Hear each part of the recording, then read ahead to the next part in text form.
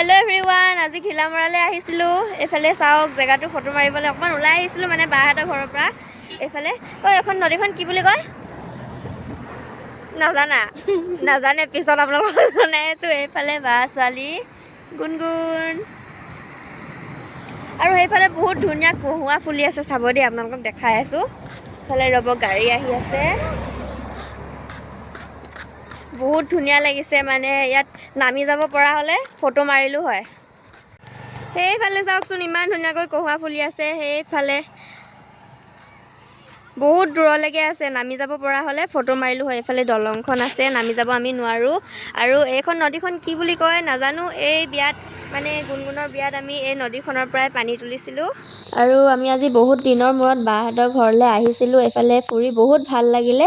এই নদীখনৰ নাম হৈছে কহা নদী। আপোনালোকে চাগে জানেই বহুতে, মই জনা নাছিলোঁ, পিছত নামটো সুধি গম পাইছোঁ কহা নদী। আৰু ফুৰি আমি ভাবিলোঁ পানীপুৰি খাওঁ। পানীপুৰিটো চবেই খাই ভালেই পায়। এইফালে গোটেইকেইটা পোৱালি ঘৰলৈ বুলি ওলালোঁ। এইফালে ঘৰ পালোঁগৈ, বাহঁতৰ ঘৰ। আৰু এইফালে মমায়েকৰ লগত কেনেকৈ ফটো মাৰি আছে চাওকচোন। গোটেই পোৱালিকেইটাই মানে বহুত দিনৰ মূৰত মমায়েকক পায়। ইটোৱে কোচত উঠে, সিটোৱে কোচত উঠে। আজিলৈ আহিছোঁ, বাই বাই।